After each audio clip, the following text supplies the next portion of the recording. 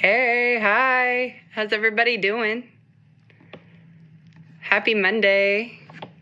Just going to get you all situated.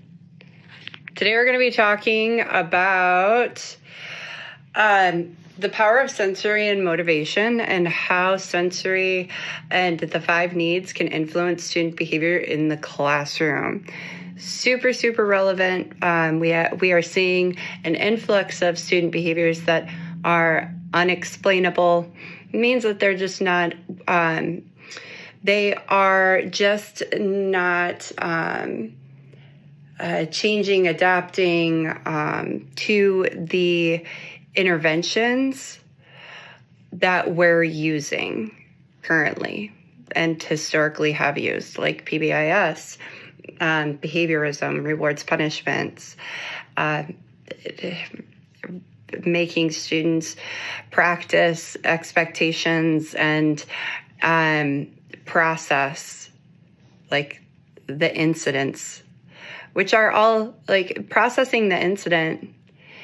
Let's say if a student has an emotional meltdown or is escalated, processing the incident is really important, but you can't not give the student strategies to help them cope or strategies to help with the skills deficit that led to the escalation or the meltdown. So we're talking about the students that have the behaviors that just aren't reacting to the historical methods of classroom management. So we got to get creative. We got to use some strategies and practices that are brain-based, right? Which is what TTR is all about. So if you're here, chances are you have been dealing with behaviors that may feel unexplainable, student resistance that just won't budge, or moments where you've thought, like, why is this happening? How do I fix this?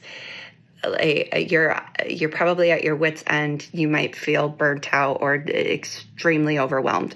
And especially right now, right? Because it's like February, March. So we're at like the apex, right, of school stress. Because we're at that, like, oh my God, that time that's right before. You still have a month until spring break. It's been a month since our last break.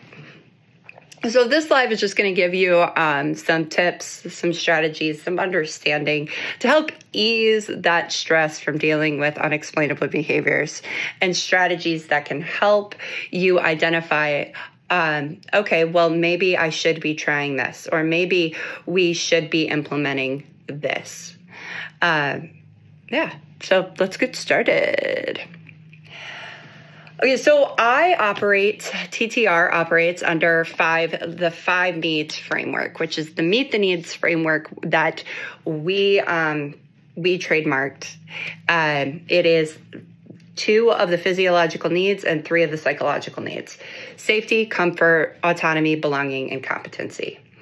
Those come from Maslow's hierarchy, and autonomy, belonging, and competency come from Ryan and Dusty's self-determination theory. So these 5 needs are the foundation of motivation and psychological well-being. So even if one is missing, it can impact how a student, or even you, because these 5 needs are relevant to both children and adults.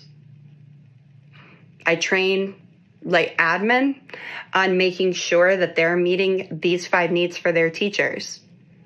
It's just as important. They are important to any brain, no matter what age the brain is. So they can impact how a student or you engages, learns, and responds to challenges. Because if they're absent, that means that the brain's stress response is going to be more easily triggered. So you're going to have escalated behaviors, inability to focus, not retaining information like the brain could be if all five of those needs were met. So when the brain isn't motivated, it's not because it doesn't care, or it's just, being a difficult brain. It just wants to tick us off. It's typically because a core need is unmet, one of those 5 needs. And unmet needs don't just affect engagement, they impact behavior, emotional regulation, and the ability to use executive functioning for learning, like attention regulation, impulse control, working memory, organizing information, planning, creative thinking. Like all those 5 needs have to be met if you want any type of executive functioning to be happening. So I've studied self-determination theory for a decade now. I've studied motivation through the lens of self-determination theory.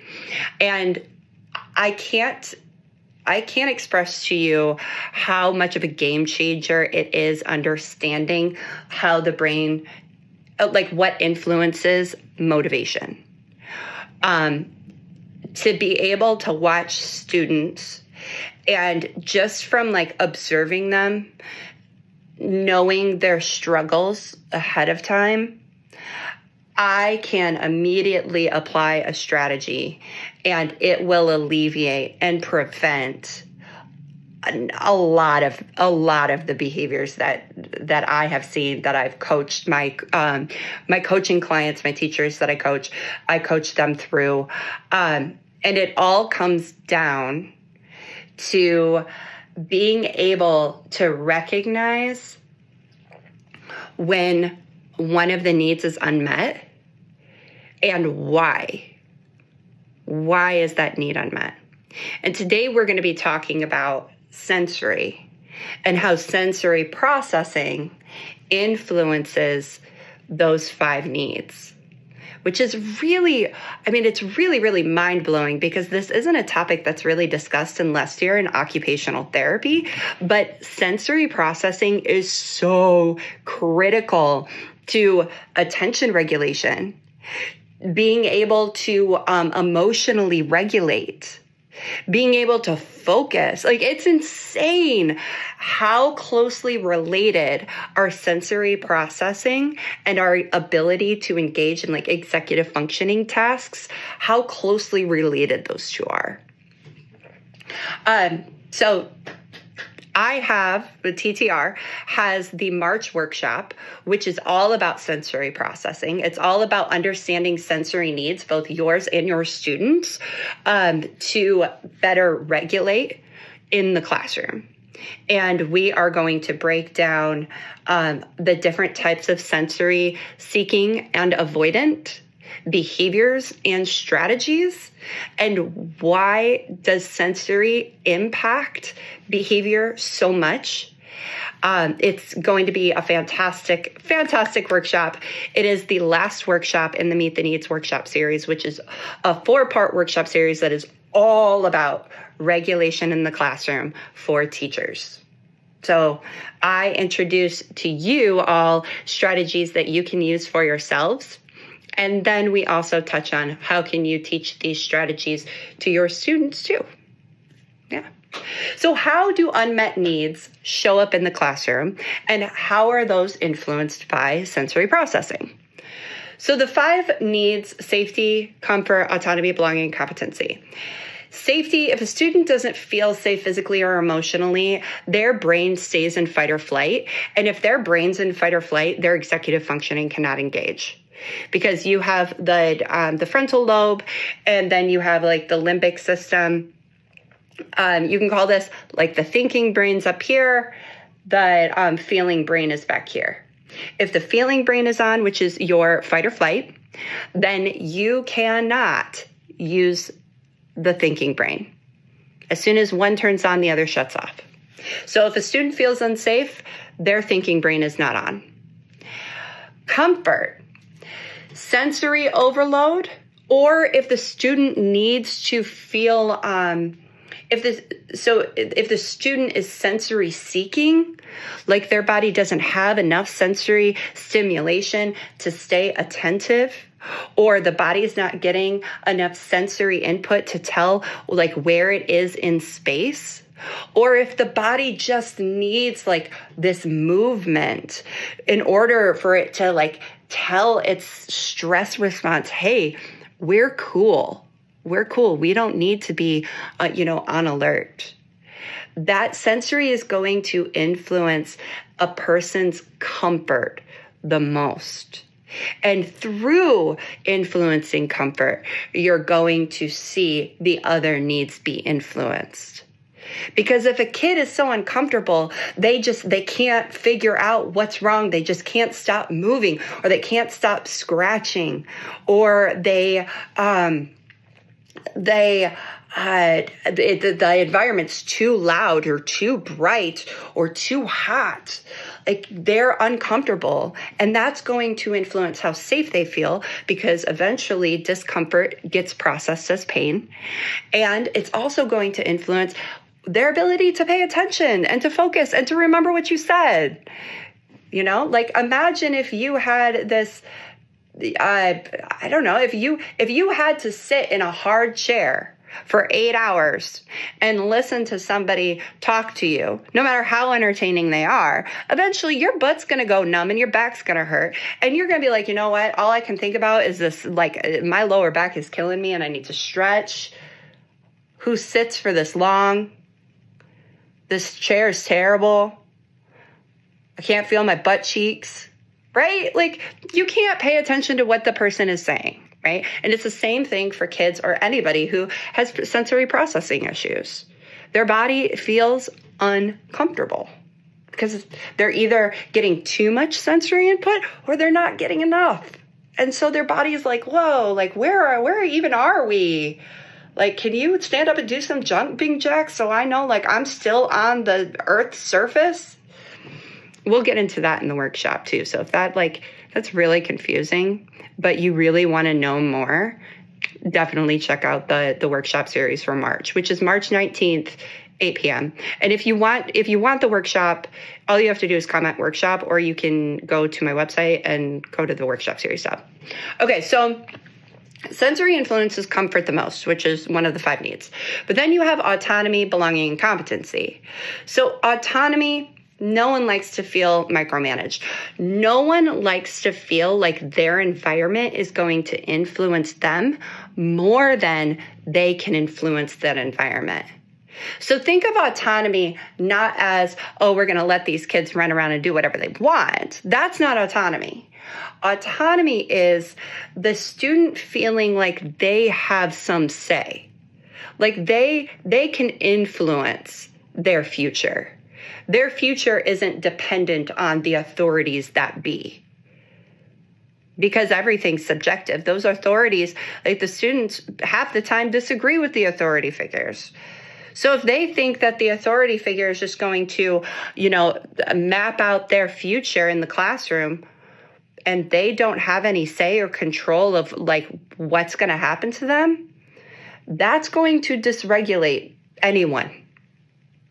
Definitely would dysregulate some adults, right? And kids are no different, except that they don't have the developmental understanding that, hey, I'm only going to be here for a limited amount of time. I can, have some autonomy when I get home.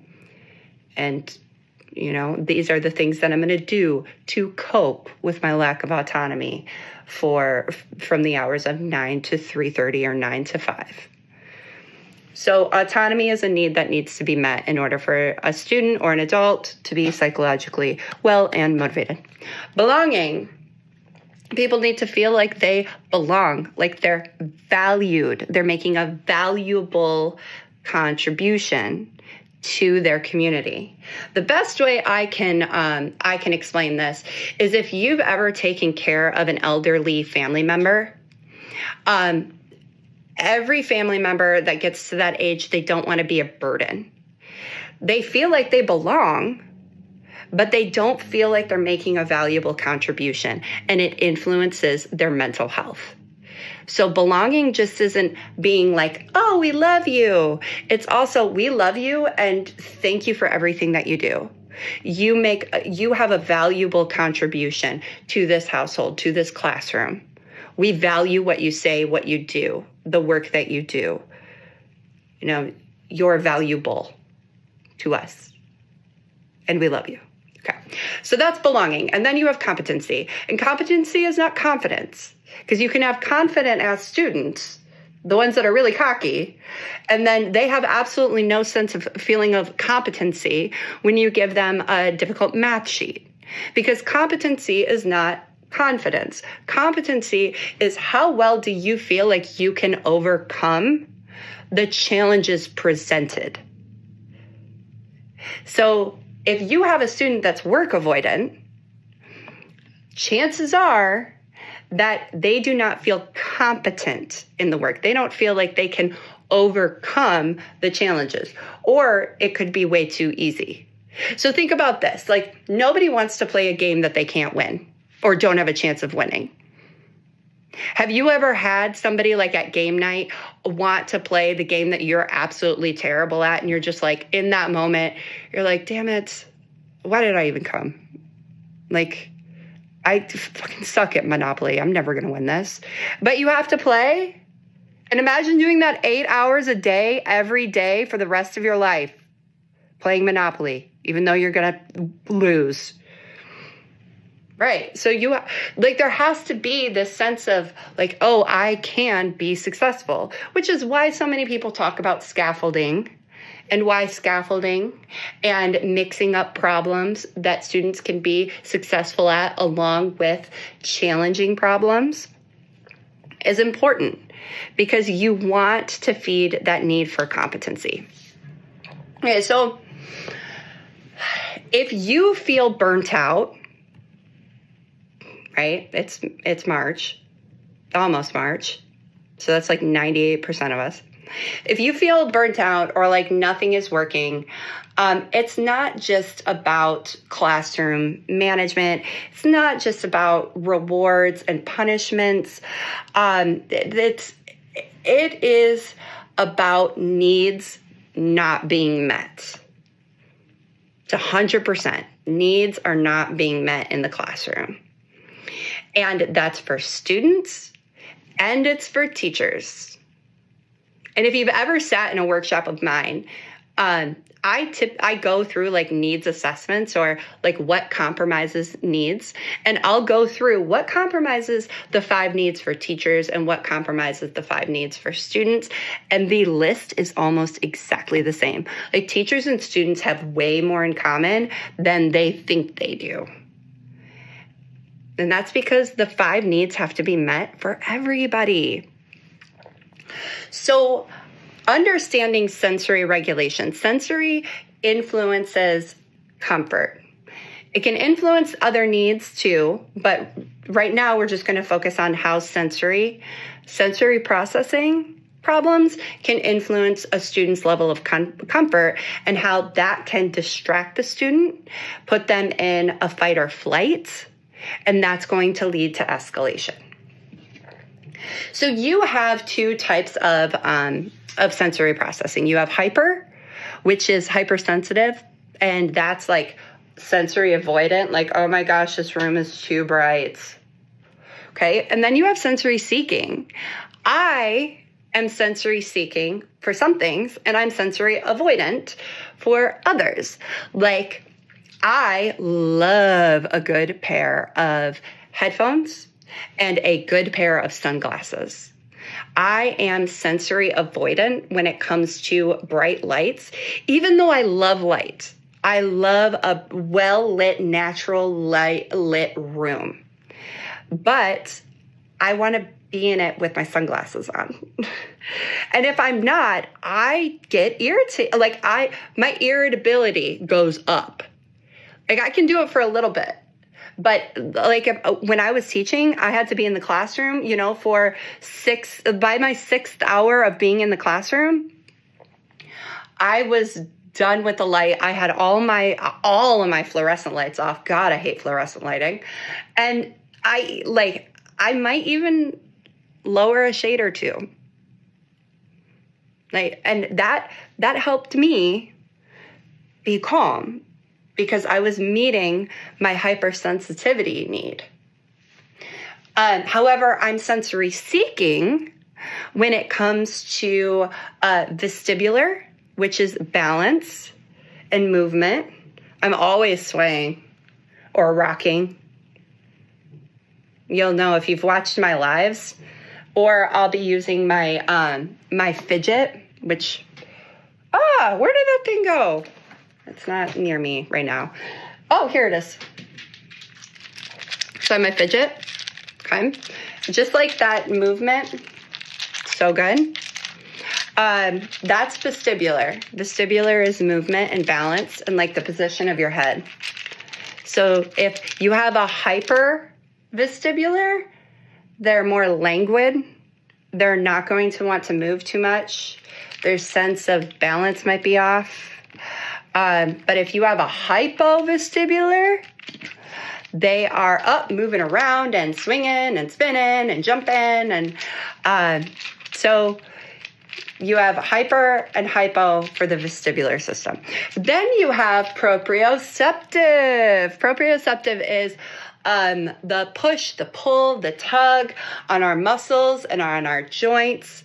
And that pressure, those tugs, the movement of your joints, it releases special chemicals to your brain, and it tells the brain where the person's body is in space. So a proprioceptive, a person that has poor proprioceptive processing, like they have really no idea where their body is in relation to the ground, in relation to the wall, in relation to other moving objects.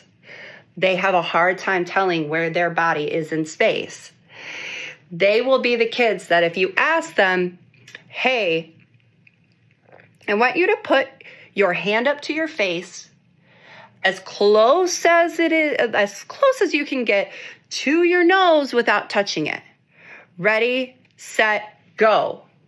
And they just smack themselves in the face because they have no idea where their face and their hand is. And then maybe with a couple of times, they'll get like a gentle touch, right? That's my favorite proprioceptive test because kids are just smacking themselves in the face. So you have hyper and hypo. Hyper is students are sensory avoidant. Things will be too bright, too loud, too quick, too fast. Okay. And then you have hypo, which is their sensory seeking. And they might be jumping around. They might be touching everything. They might be sticking everything in their mouth because they want the oral sensory. Or the proprioceptive sensory that comes from chewing, because the jaw is one of the biggest joints in the body. So when you move your jaw, when you chew gum, when you chew on pens, I have chewies. I used to chew on pens all the time, but then one time drool just came out of this pen and landed on a kid I had a crush on in middle school, and it was absolutely mortifying. So I stopped chewing on pens like that. But the joint of your jaw is a really big sensory processing joint. It gives a lot of good info, and that's why people want to chew. Yeah. Proprioceptive. So we're going to be talking a lot more about sensory processing, understanding sensory needs, both ours and our students, creating sensory diets, understanding how to implement sensory tools in the classroom. All of that good stuff. We are going to be talking about it all March 19th for the Power of Sensory workshop. We're going to be answering so many questions. I have this just a gigantic list of questions that people have sent me through, honestly, like the past year, because I've gotten so many sensory questions. And I am not an occupational therapist. I just know a lot about the brain, and I know a lot about being in the classroom, and I know a lot about motivation and behavior. Okay. So if you are an OT, I mean, maybe this would help you. If you're an OT and you want to support teachers and like figuring out, okay, how can we get these strategies in the classroom so teachers don't feel super overwhelmed? Or how should we introduce these strategies to a classroom of 25 to 30 kids? Then yeah, probably. But this is not an occupational therapy workshop. This is a workshop designed specifically for K-12 teachers. You can come at workshop March 19th, 8 p.m., comment workshop, or you can go to my website, teachingtoariot.com, and go to the workshop series. And I just put the March single ticket product up, so it's on that page. Yeah. All right, everybody. I hope you have a fantastic week. And I will see you all soon.